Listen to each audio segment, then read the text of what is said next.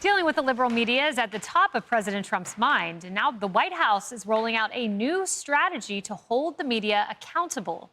It's launching a new social media page called Rapid Response 47, providing real-time updates on the administration's every move. The first page reads, quote, "Welcome to the official Rapid Response account of the Trump 47 White House. We will support President Donald J. Trump's America First agenda and hold the fake news accountable for their lies. Let's make America great again." Kaylee, the name of the game here is accountability. Rapid response is an important endeavor for any campaign. I mean, these guys are so impressive. They're like young keyboarders who know everything and in an instant can fact check. Yeah, and one of their responsibilities is going to be to push back on the liberal hoaxes, the false narratives that are going to come out about this administration and its policy moves. But I almost wonder if this page is really necessary, because I feel like the leftist media has done such a good job of just destroying their credibility on their own that I wonder if anyone even takes them seriously anymore. And I was thinking of this during the very first White House press briefing this week when an Associated Press reporter asked Caroline Leavitt if she was going to vow to be honest and truthful at all times. And I was sitting there thinking, where were you when you were sitting in front of Karine Jean-Pierre? How many questions did you ask about the president's cognitive ability at that time? Were you accurately reporting on the COVID lab leak? Did you try and suppress the Hunter Biden laptop story? And the answer for the vast majority of reporters in that room is that they all lied. They're not honest people. And the greatest thing about this past election cycle is that voters have figured that out, and they just don't listen to them anymore. You know, Emily, and I agree with that 100%. I feel like after you've seen him being called a Nazi and a fascist and a Hitler so many times, you just look at it and you're just like, all right, is he really this bad, or are they just capping? All right, they're just capping. They're just trying to get views. They're trying to get headlines. He's not that bad. They're really trying to make him seem like a dictator, but people just love this guy, and that's it. That's it. They lost because they just didn't win. They didn't do good enough. They tried to sell his narrative. A lot of people didn't care for the narrative, even though they got their message out there. A lot of people did not care for that narrative. They wanted to hear what they wanted to hear, and that was about the economy, and that was about the border, and that was about immigration. And what else was a big topic? No taxes on tips and inflation, and all this stuff was more important, clearly, to the people than him just being Hitler. And I just think about some of the mistruths that have now been debunked. The COVID lab leak theory, which is now credible all of a sudden. Lafayette Square, we've been through this on the show. But the most egregious one during my tenure was the bounties on the head of U.S. soldiers that they said Russia had in Afghanistan, and they suggested Trump didn't do anything and let our soldiers die, to which the Daily Beast later revealed Trump might have been right to call it a hoax. The left-wing Daily Beast. Accountability is important. Because everything, I mean, the list is so long. The whipping, things that were brought up, by the way, in these confirmation hearings, literally, those mistruths continue to be put forth by sitting senators and sitting congressmen. It kills me. Here's what I love about it, though, is that if libs try to come out and say, but what about all the disinformation and misinformation and all the million other misinformation words, we can be like, oh yeah, totally, actually, go to Rapid 47 and that's the account. Yeah, that's the one that has the facts. So just give it right back to them so that they know the truth actually is out there. Yeah, George, this is a way to be on offense. Absolutely, but I think it's absolutely necessary. And look, he was very clever in disrupting the way that the traditional media reports. And this is a reflection of that election victory and directly responding in an unfiltered way. He's has such an amazing ability to connect directly with constituents, and this is just an extension of that.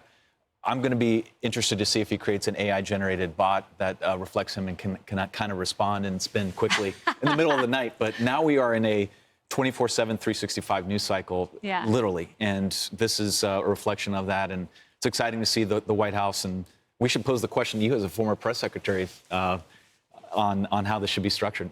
Yeah, I mean, look, it's hard to correct the record in the aftermath. I remember when Jim Acosta quoted me out of context, and the first tweet gets like 1 billion retweets, and even his colleague Jake Tapper said, oh, it's not quite what she said, and then the cleanup effort is very minimal.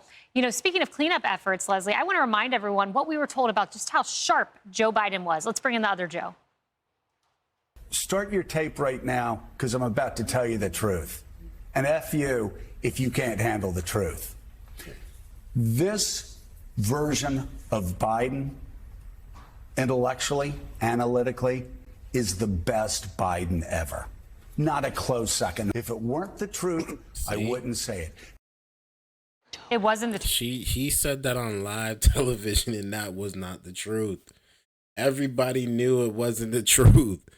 They just hated Trump so much that they did not want to give him any type of leeway, which was their downfall, honestly, because it was so obvious to everyone that Trump was just not going to work out. Let's just be honest here. He was just not going to, not Trump. Biden was just not going to work out. He was tripping a lot. He's stumbling his words. He's squinting his eyes. He's forgetting where he's going. Like, come on, man. He looked like he was trying to be out of there. He was a puppet. Let's be honest. He probably wasn't a puppet his first year, but I don't know what happened. The decline happened so fast. It was like, wow. What happened to the guy I voted for? I voted for this guy. I'll be honest. I didn't vote for him this time around, but shoot. I voted for this guy. What was I voting for? What did I do? I felt like I messed up. I was in the wrong.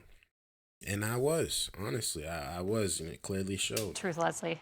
I'm sorry, I don't go to Joe Scarborough for my facts. Hey, I don't know. You're on the left. No, No I don't. And as a liberal, I'm offended when you use a generalization. Everybody lies. Liberals lie, conservatives lie. I didn't lie about Joe Biden's cognitive abilities. It's the reason, it's one of the commandments, because, God knows that we struggle with that. What I would love to have the president fact check himself. I just don't believe that's really going to happen. I have seen, and, at least I'm not being disingenuous, I'm being honest. I have seen lies come out of Democrats' mouth. I've seen lies come out of Republicans' mouth. I can go on with list of both, whether it's, eating the cats and the dogs, or, the list just goes on and on.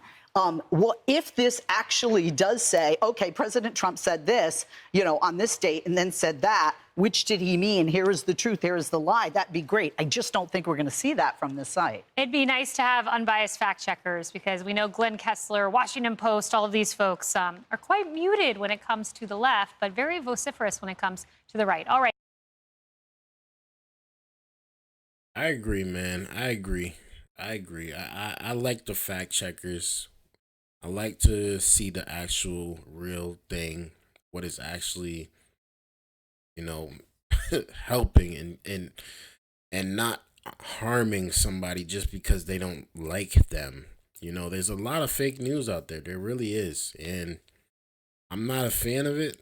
I'd rather people be non-biased, like, okay, cool. If you're more leaning towards one side, I get it, which is absolutely fine. But for you to be only leaning towards one side and not even caring about what the liberals are saying or what the conservatives are saying, depending on which part of the aisle you stand, that I'm not a fan of. I think that there are some liberals that are doing well. I think John Fetterman is a great senator. I think that he is very open to listening and to hearing what the other side has to say.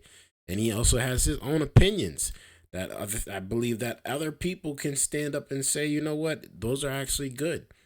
When it comes to the far left stuff, obviously no, but when it comes to the in the middle stuff, yeah.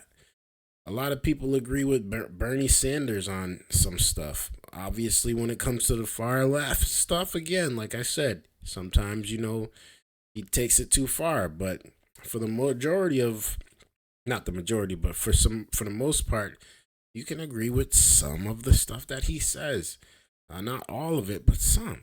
And I appreciate that in politics, where you can have someone on both sides, someone on one side and the other side still be able to come together and, just not spew out pure chaos and pure lies, but actually try to get stuff done in the right way. Let me know y'all thoughts about this down in the comments below. I'd really like to know y'all thoughts. Thank you guys for tuning in. I appreciate y'all viewership. Make sure you guys hit that like button, hit that subscribe button on y'all way out. Until next time, man, it's your boy Dgotsauce. Peace.